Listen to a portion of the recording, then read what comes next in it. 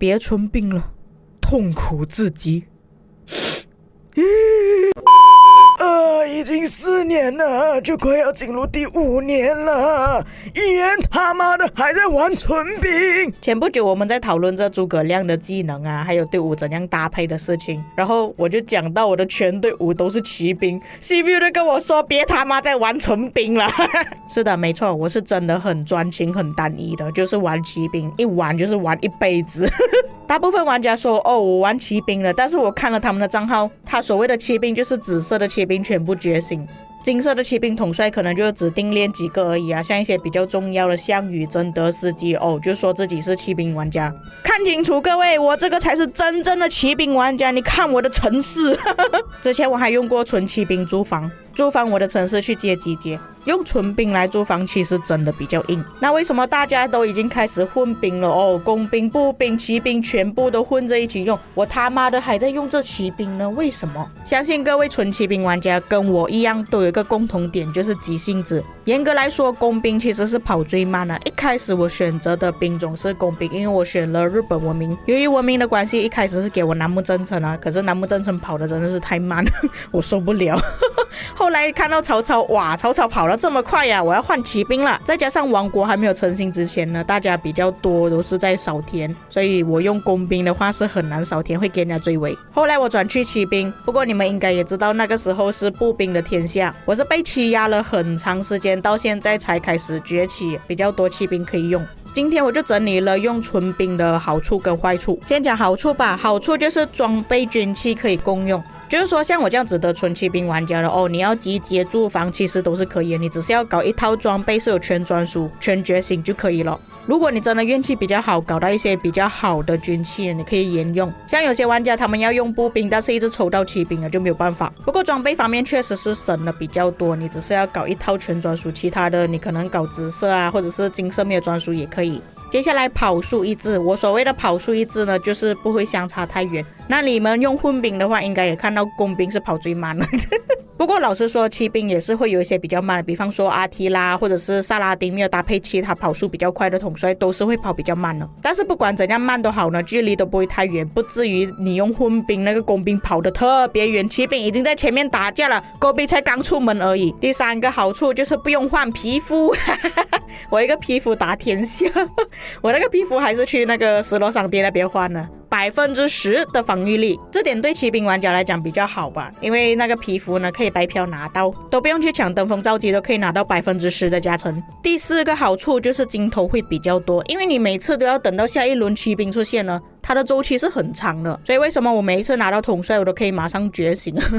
不然就是我看到有喜欢的我就可以拿去觉醒了。因为我不像你们这样子每次出现一个新的统帅骑兵工兵不管怎样都要看他的技能好不好啊才选择去练。我是不用选的，我都是等到2个骑兵出现我就2个都觉醒，管他技能好不好照用就对了。当然这种属于比较低能额的操作呢，你们就不要学习了，还是老实的把你们金头花在值得的统帅上面，不要浪费。不过这个间接性也变成好处了，就没有选择问题，你搭配来搭配去都是那几个骑兵而已。经过我长期的研究呢，我发现到你最新的统帅搭配前一期的统帅了，其实都算是最好的搭配了。比方说第4代的威廉搭配第5代的项羽，第5代的项羽搭配第6代的司机，不过因为太多人怕死所以把他们拆开。第6代的司机搭配第7代的贞德，是不是我都讲了？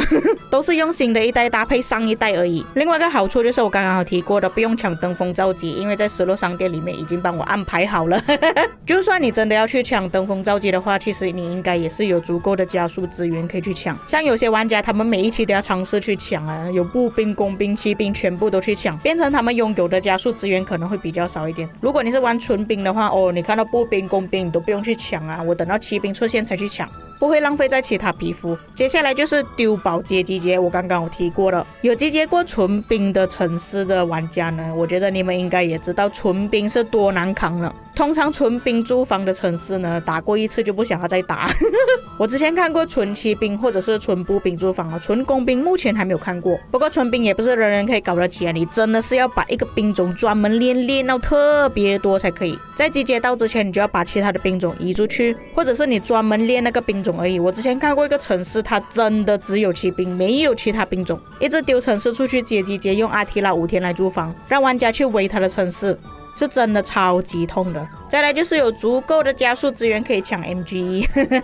就算你不是抢 MG 像你玩村兵的玩家，至少你是把装备跟军器已经搞好了嘛。多数玩家想要你做车头的话，他们都会让那个位置给你，毕竟你可以马上拿到之后就觉醒，也可以帮忙做车头。你们不要看我这样哦，我是埃及之战的固定车头哦，专门驻防的。我有杰跟个女骑兵，然后也因为我的骑兵装备太多，所以有时候会开集结，所以我是兼顾集结跟驻防。那么刺激的来了，缺点有什么呢？就是装备图纸特别难拿。现在水晶钥匙打开之后，你可以获得金色图纸嘛，但是有时候抽到步兵、工兵了，你就用不到了。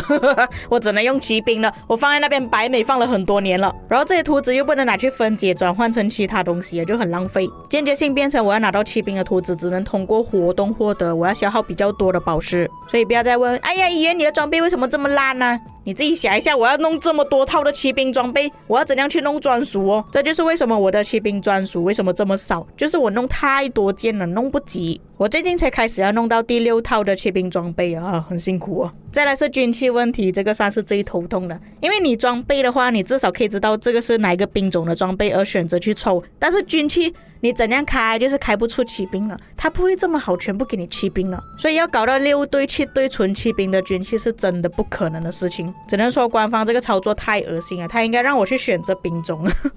他不能让我选择兵种，变得我很痛苦啊。接着特定资源用不了，像我玩骑兵的话，其实是完全用不到木材的，除非我练体艺，不管是治疗还是训练呢，骑兵是完全用不到木材的，所以我的木材有时候囤着哦就上夜，我是完全没有去采集木材的。最后我就选择只能用来交换，跟队友交换其他的资源，又或者是送出去。像上次我就送了11的木头给峰哥，再来就是其他兵种我就完全用不了，只能拿去死而已。我野战又用不了工兵跟步兵，我就只能等集结或者是驻防的时候一直塞进去，尤其是混兵我就塞我的工兵跟步兵进去。不过这个间接性也算是好处了，就是你把这些没有用的兵种拿去死而已，剩下你要用的兵种呢全部拿来打仗。所以一般来说骑兵不会死太多，通常都是死工兵跟步兵而已。不过我的爱好就是去围人家城市啊，通常我的骑兵也是死很多。这个问题也延伸到另外一个缺点，就是要练大量的单兵。你们可以看到我城市比例很奇怪的，我的骑兵是特别多。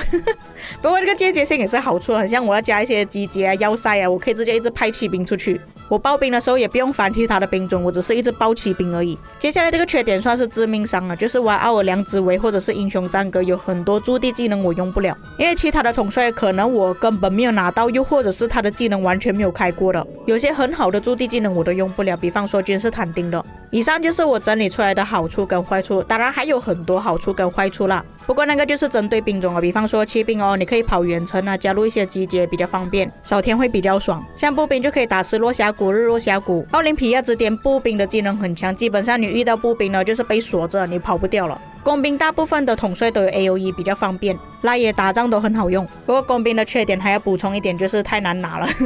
全部都在 MG。至于各位有什么想法呢？你是不是纯兵玩家？可以在评论区给我知道。以上就是本期内容，我们下期再见。